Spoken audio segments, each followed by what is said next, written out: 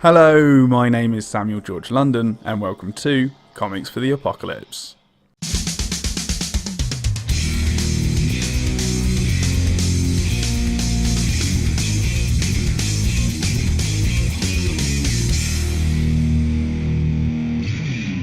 On today's episode, I speak to the highly productive comic book writer and novelist Madeleine Holly-Rosing about what comics she would take into the apocalypse. But before we get into it, I've got a few bits of news. First, some of you may have seen on Twitter and the like, my most recent Kickstarter, Beyond Milford Green, is now at 70% funded with about 20 days to go. And although we're well on our way, if you like the idea of Star Trek with a Victorian twist, be sure to check it out on Kickstarter by following signalcomics.com/beyond. Secondly, the Comics for the Apocalypse Reddit community, where you can see all of my guests' answers and discuss them with fellow listeners, has had some fun activity going on this past week. So if you'd like to get involved in that, go to reddit.com/r/comicsapocalypse. And lastly, we've had our second 5-star review on iTunes, so thanks very much to Andy from Horde Comics. If you do enjoy today's show, please leave a review for us on iTunes or whichever podcast service you use, as not only will it let me know that you liked it, but I believe it helps make others aware of the show as well. Now without further ado, on with the show. Hello, Madeleine Holly-Rosing. How's it going? Pretty good. Thanks for having me on. It's quite all right. It's a real pleasure to have our first guest from across the pond. And you're not just from just across the pond on the East Coast, you're from all the way on the West Coast. Yes. So I really, really appreciate our calendars kind of matching up and being able to make this happen.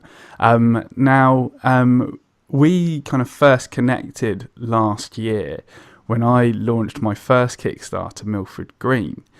Yes. And you were running a Kickstarter as well, Boston Metaphysical Society, and it was the Scourge of the Mechanical Man.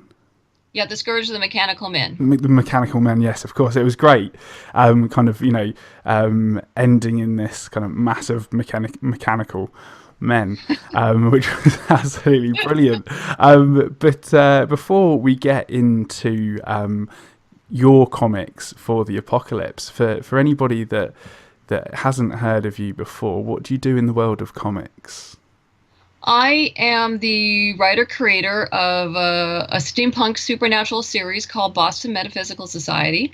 The basic premise is about an ex-Pinkerton detective, a spirit photographer, and a genius scientist who battles supernatural forces in late 1800s Boston.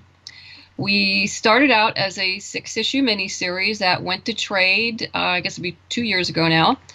And then we have been following up with a variety of things. Our first standalone continuation of the series was The Scourge of the Mechanical Men, a Granville Woods and Nikola Tesla story. And we're currently running a Kickstarter for the next standalone continuation called The Spirit of Rebellion, a Caitlin O'Sullivan story. She's the medium and spirit photographer in the main story. And I also have short stories, novellas, and the first novel in the universe came out last fall called A Storm of Secrets. So we're kind of hitting all the bases here. Straight up, you have been very, very busy this past year Yes. with all sorts of things. But where can people find you? Well, our website is www.bostonmetaphysicalsociety.com. And like I mentioned, we're currently on Kickstarter for The Spirit of Rebellion. And we started last week on the 23rd and end on February 22nd. I am happy to say that we are fully funded, and actually I think we're about 160% funded right now. So we're into some fabulous stretch goals for everybody. Excellent. So jump on board. Yeah, I did today. Yes, I saw that. We have more to come. We made our second stretch goal already. I just even haven't announced it yet because things have been going so rapidly, and I don't like to pummel the backers with too many updates because I think it's annoying. Yeah. So I'm probably going to wait till tomorrow, and because I think we'll probably get to our third stretch goal by tomorrow. So I can announce the fourth one. And then I guess I have to start Gosh. thinking of more. Yeah. What do I do next? Sky's the limit. Sky's the limit. Firstly, thanks for coming on to Comics for the Apocalypse. And we're gonna start off with our first initial question for everybody on the podcast, which is, what type of apocalypse would you like to be in, or what type of apocalypse do you think you'd survive in? Well, preferably I'd rather not be in an apocalypse Of course, of course. because I'm a really big fan of, running water, food, things like that. Um, but I know most people would probably say like a zombie thing, but I got to tell you, I'm not a big fan of the zombie genre. Yeah. So I did say I might save a pandemic, and then while I'm sitting here, I realize that a zombie apocalypse is just another form of a pandemic. So Yeah. whatever. Uh, I think the stakes are slightly higher because everybody that does die ends up wanting to kill you, yeah, and that's annoying. isn't it? Um, Excellent. uh, So we're in a pandemic. You're in LA, yeah, and this pandemic breaks out. Right, you're in your house. yes. What do you do? Because there's riots downtown, and it's starting to come towards the suburbs.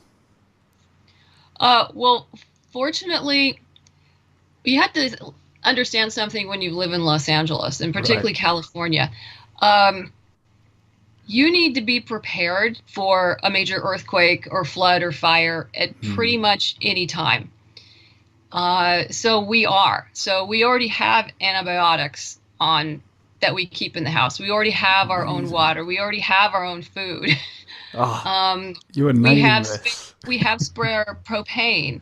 Um, this is the realities of living in an area where a major earthquake could happen and no help can get to you for maybe a week. Hmm. Uh, so Being yeah, prepared makes sense. if you live in Southern California, you're probably a little bit more prepared than maybe the rest of the world. Yeah.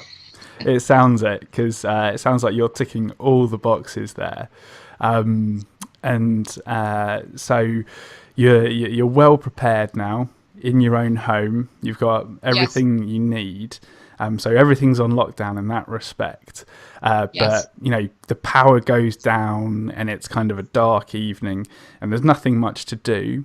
But in your household, the conversation of comics come up. And the first question that comes up is, what's the first comic you remember enjoying? I just have to add, we have our own generator. Okay, the generators just bust.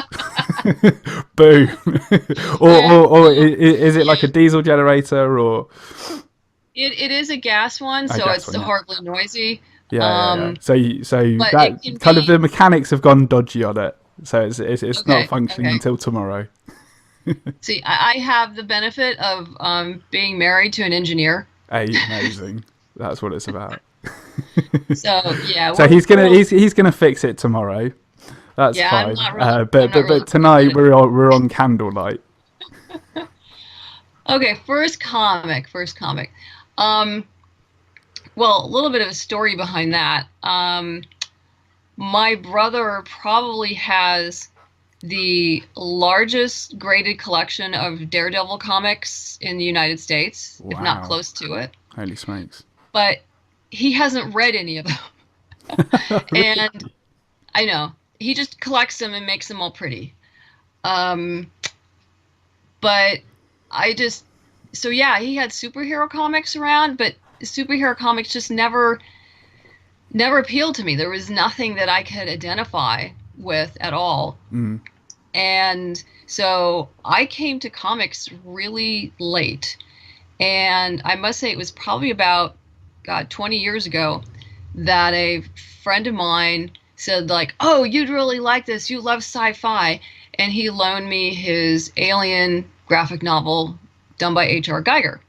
Amazing. And uh, it was pretty damn impressive because I mean I love the Alien. One of my favorite movies is Aliens, the second one. Yeah. So I absolutely loved reading that. But yeah, I grew up reading mostly novels, and I didn't really start reading a lot of comics till I started developing Boston Metaphysical. Amazing. And then I got pissed off because no one had told me about independent comics. What? Yeah. No, I had no idea. It's a And then curveball, once I right? started reading independent comics, I went like, why has no one told me about this before? It was phenomenal. And Amazing. then I just start reading, my God, Why the Last Man, Lock and Key. I mean, just, on and on and on. So yeah, that That's would be the answer amazing. to that. Yeah, so Alien, Alien. So Alien. what was it that kind of really jumped out at you reading that?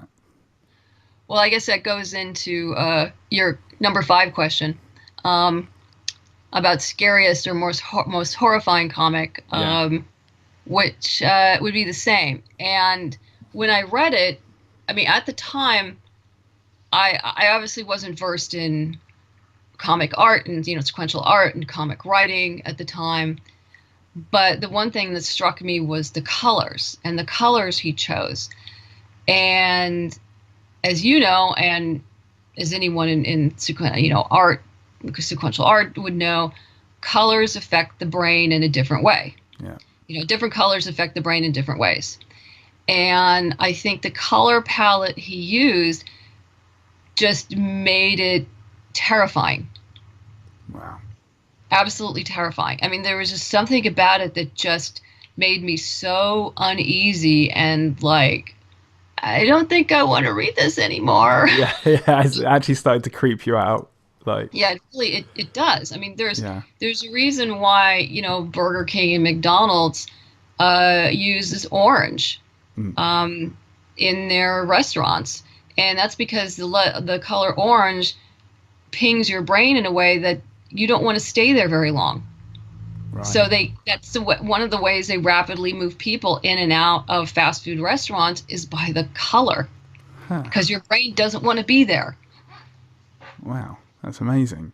Yeah. And for just so kind of the listeners get a feel for the story, is it an adaptation of the movie, the graphic novel, So or is it a new story?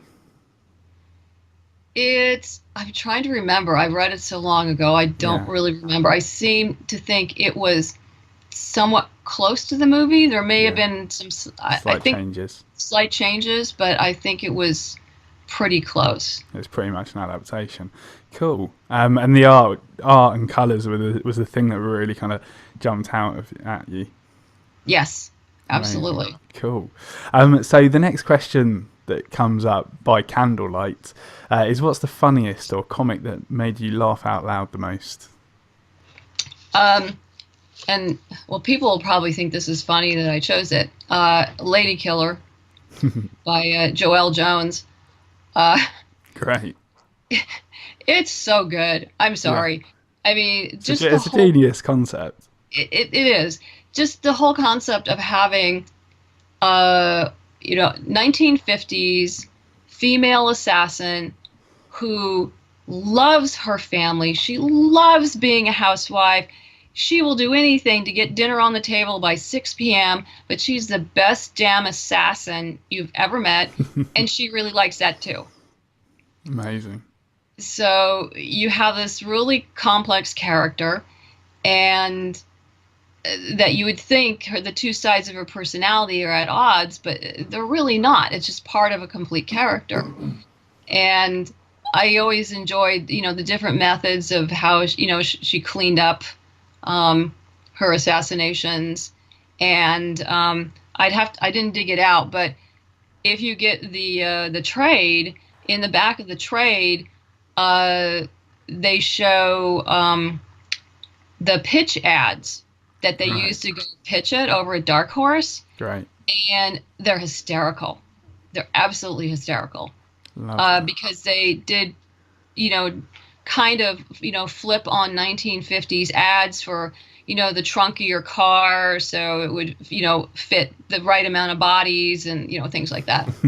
Um, And also, one thing, my husband, who's not a comics guy whatsoever, absolutely loves Lady Killer. And the art is spectacular, particularly because now the research they did was phenomenal because I don't know if they had some sunbeam mixers in the 1950s in England or not, but they were all the rage here in the United Right. States in the 1950s. And there's a Felix the Cat clock on the wall and this sunbeam mixer. And it's like, oh my God, she got everything right. And she also got right how women were taught to sit back then. Really? Um, yes, Wow. you have to understand something. I mean, I was taught this because well, my mom was an older mom that when you're wearing a skirt, you brush your hands down around your butt and bring the skirt so it lays flat on the chair, Right. and you sit at the edge of the chair with your knees together and your ankles crossed, and you sit up straight. You never lean back, ever. Wow. I mean, I was taught that. I can do that. I never do it, but who the hell does that? Yeah, exactly.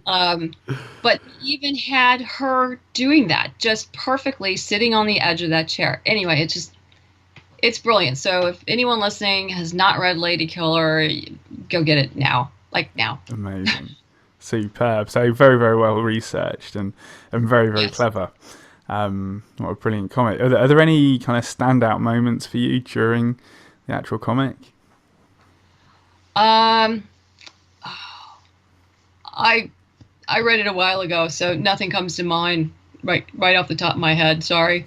No, it's all good, but it's just it sounds hilarious, and it kind of what you were talking about there in terms of cleaning up kind of her assassinations. It's actually quite a useful skill to be a housewife to be able to clean up all of the assassinations and Oh everything. yeah, I mean, So it's a perfect match, actually. pulls out the rubber gloves and the bleach and the bucket, and it's like no big deal, scrubbing because that's what she does. Exactly. Exactly. Amazing. That is fantastic. So, changing emotions. The next topic that comes up is what's the saddest or most upsetting comic you've ever read? Well, lately it would probably be Saga. Yeah. I don't have the latest volume. I think I have to go check because Mm, I know they're taking a hiatus right. for a while. I can't blame them. They've been Oof. cranking this thing out. Yeah, that's for sure. Uh, but they keep killing characters. Yeah. What are you doing? Going all George R. R. Martin on them. Uh, yeah, I hate to if someone hasn't read it, but I mean, I do still miss Lion Cat.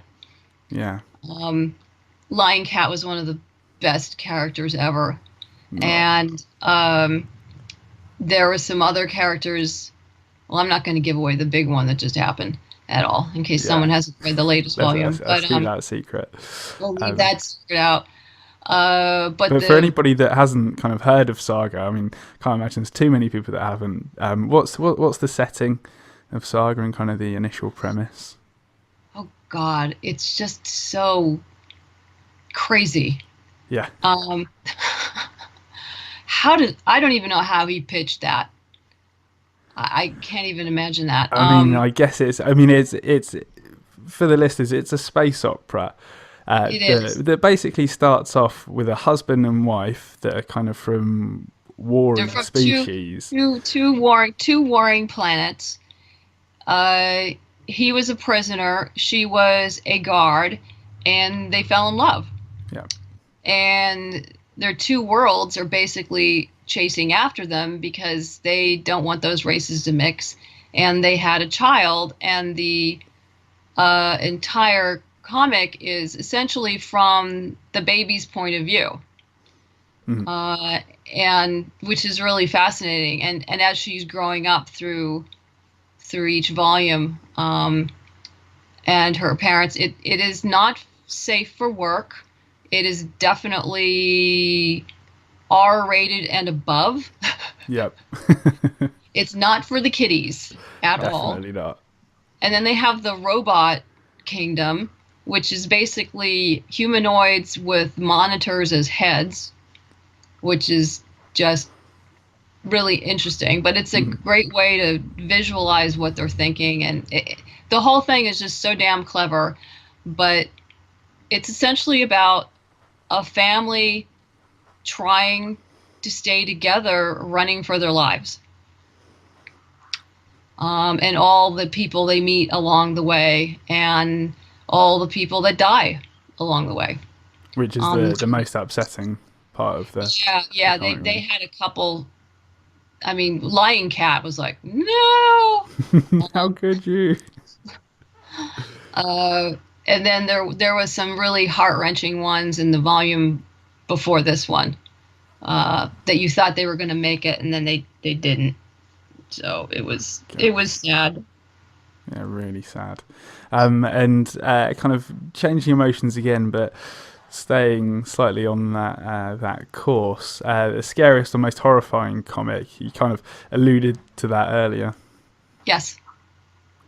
Alien. Yeah. Yes, which would be Alien. And is it because of the mixture of art and the tension of kind of the alien kind of chasing us, so Ridley, or Yeah. For me, it was like I mentioned before, the colors, because yeah, I knew the story really well, and I've always been a fan of the story. So having them get chased. I mean, and yeah, obviously the tension was very good. That's a no brainer.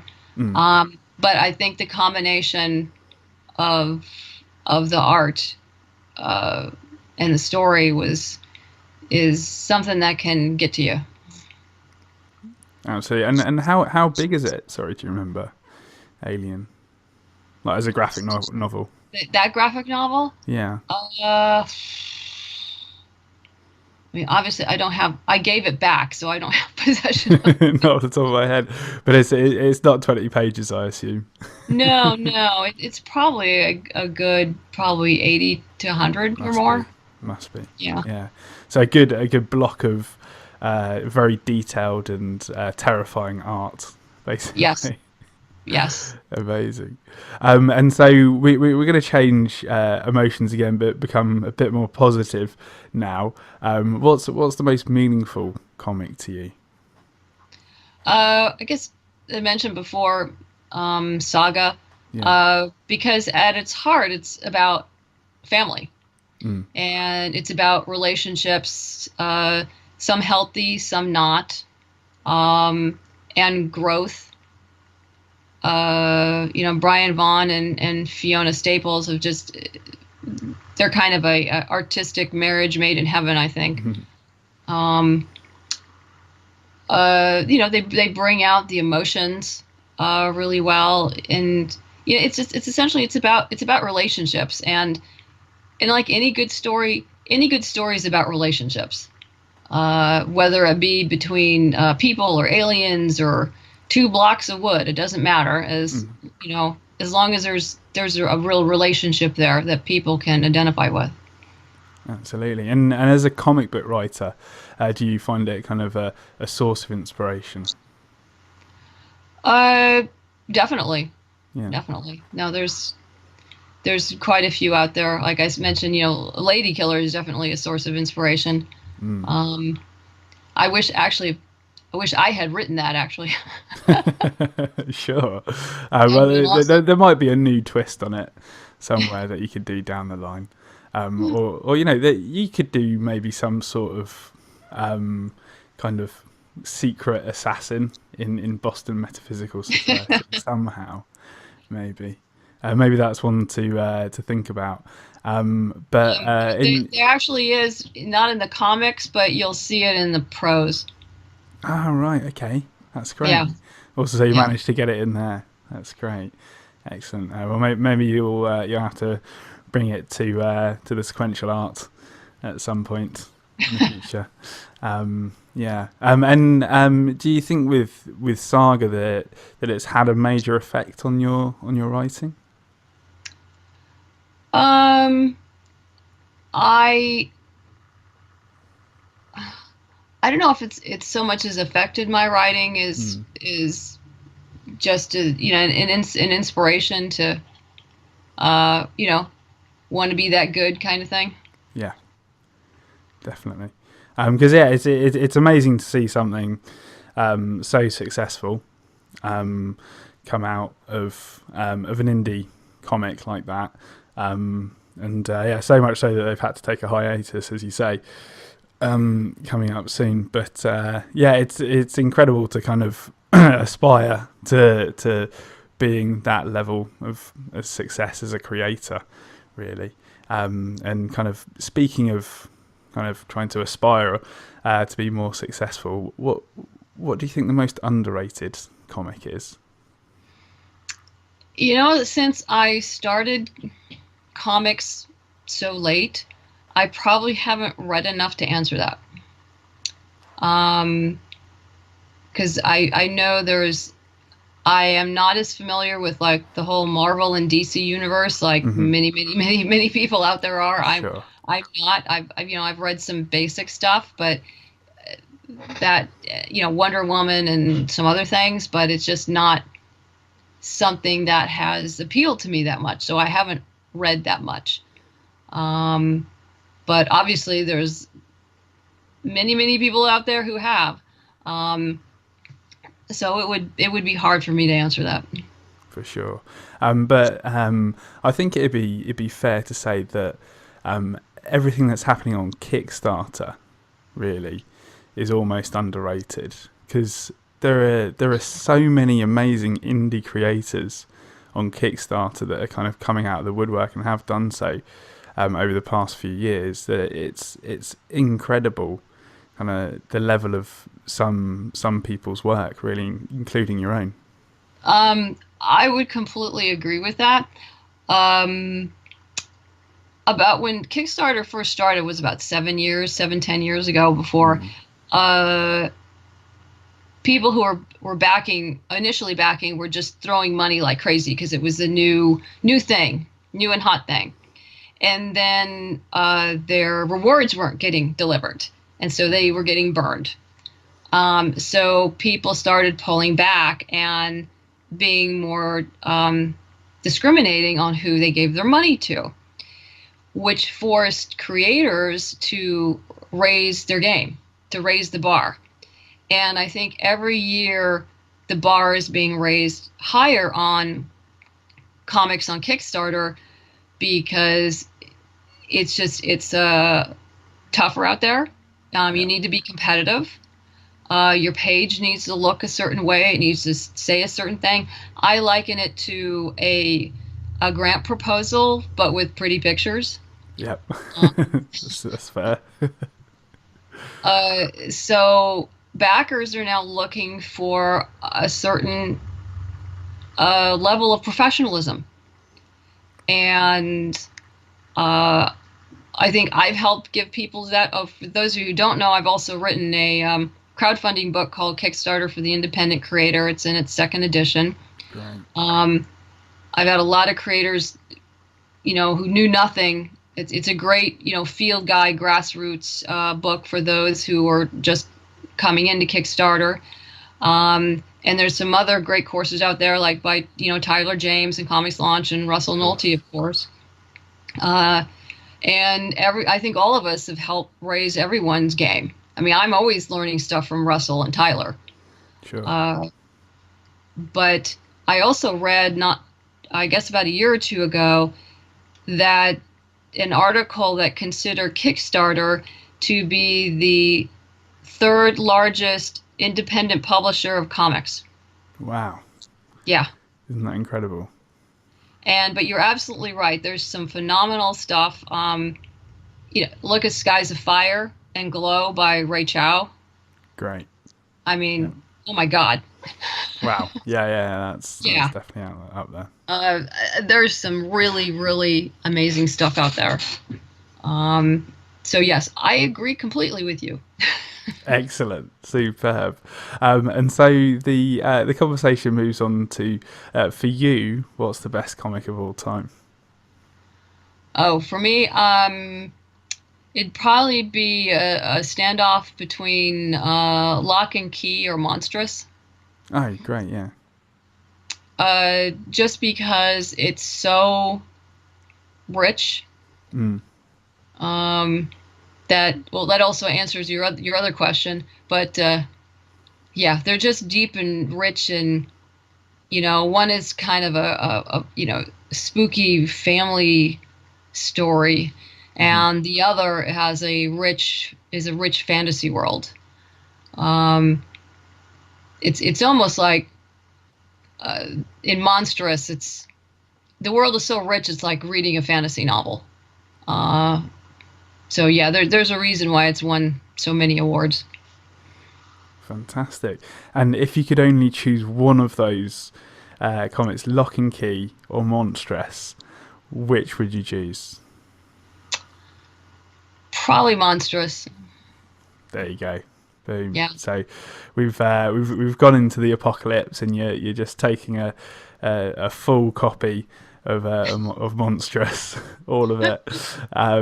And what weapon, tool, or useful item would you take along with that?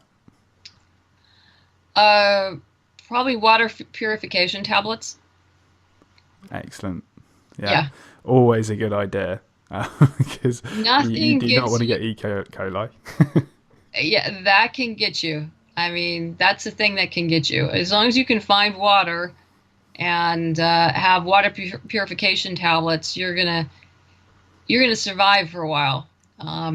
But it's so easy for water to be contaminated and then that'll kill you. Probably worse than a zombie. Yeah. It's going to be a Yeah. long, long death, like that. Unfortunately. Well, thank you so much for your time today, Madeleine. It's been a real pleasure to get to know you because, like most people in this world, it's usually some form of digital communications in terms of emails or tweets or whatever. So it's been a real pleasure. Well, Um, thank you so much for having me on, Samuel. I appreciate it. it's quite all right. And for the listeners that didn't catch it the first time, where can people find out more about you? The website, bostonmetaphysicalsociety.com. And we also have a Kickstarter going on right now for our next standalone continuation in the series called The Spirit of Rebellion. So just go to Kickstarter and look up Boston Metaphysical Society, and we'll be right there. And that will be going on until February 22nd. Amazing. And do you have any projects coming up in the future? Uh, I'm trying to think. Yes. My husband has been on me to write a trilogy of novels based on what I refer to as the House Wars in the Boston Metaphysical universe. It is my version of the American Civil War. Amazing. So I already started outlining that out in December, and once the Kickstarter's done, I hope to start actually writing that. Amazing. Then have you got a kind of a deadline in mind for that? Uh, it's done when it's done, Yeah. and That's the a lot great of thing it about also being depends. indie, right? Yeah, it also depends on uh, the editor I use and her schedule and things like that. So some things are end up out of my control, but so you just got to work with it. Straight up. And then just out of interest, do you have similar processes for writing a comic book script and a novel, or are they very two different beasts? They're somewhat similar in that if I have, well, all my characters, I start with biographies. I do biographies of all my characters. So if I have new characters, which I do in the novels, I do biographies on them, and then I do a basic outline. The difference is that for the comic, I'll have a basic outline, and then I'll go to a page breakdown. So I know, how long, how many pages a particular scene is going to take. So I'll do a page and scene breakdown for the comic, Mhm. and then I'll actually start writing the script. And then once the script is in solid shape to go to the artist, it goes to her. And then as the art comes in, I keep editing down dialogue. And I keep editing that. It's a very layered process. So until I get it down to the point where I like it, and then it goes to the letterer. So that's kind of what I'm doing right now in the Spirit of Rebellion, because Gwen is finishing up on coloring the last few pages. So I'm going through and editing, depending on, sometimes I have to edit because the panel isn't big enough for the dialogue. So it's a decision of, do I really need that dialogue or do I need to move it? So, you have to work through those issues. And so I keep like streamlining until it goes to Troy. And then I go revisit it again with Troy. And usually there's very little changes that I give to Troy because I don't like wasting my people's time. Yeah, that's fair enough. It's like, unless it's something just like totally egregious, there may be just little tweaks at that point. Because I like to be respectful of the time of my artist and my letterer and everyone else involved. So I like to have everything as complete as possible before it goes to them. And then I keep things a little bit more open with the novel, because I'll do an outline and then I'll do a treatment, which is essentially like a 7 to 10 page outline. Yeah. Breaking down more of the different scenes. But I leave that open enough because when you're writing something that large, sometimes the character takes you someplace you didn't realize you were going to go. And so you need to be able to go there. And then if you need to edit it out later, you can. But you just go there, you do it. But as you know, writing is rewriting. So you just got to, you just got to get the damn first draft done. That's it. And then go back and just hack it apart. Yeah, absolutely. And just try and whittle it down as much as you can and kind of remove as much chaff as possible. And then get somebody else to read it and then say, well, yeah, you could have done that and this and this. And it's like, oh, yeah, that totally makes sense. Beta readers are really critical, and you always want to try to get a beta reader who's a little bit better than you are. Ideally, yeah. That helps. That helps. Plus you learn and you get better. Precisely. And that's what this game is all about, really. Just about trying to improve things and everything. Well, thank you so much again, Madeleine. Thank you. It's been a real pleasure. And I'm just in awe about Boston Metaphysical Society and what a success it's been. I wish you all the luck for the future in that, for future Kickstarters, and I hope that you reach many more stretch goals in this campaign round. Great, thank you very much. My pleasure. Fantastic. Well, I'm sure I'll see you on Kickstarter very soon. Great. Fantastic. Bye for now. Bye-bye. Thanks again to Madeleine for being on Comics for the Apocalypse. I found it absolutely fascinating.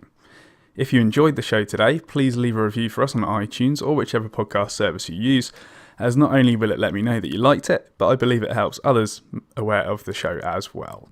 If you'd like to check out Madeleine's work or follow her on social media, those links are in the show notes, along with all of our own links to the various areas of the internet. And finally, as long as the apocalypse doesn't come to pass in the next week, I'll see you next Monday. Bye for now.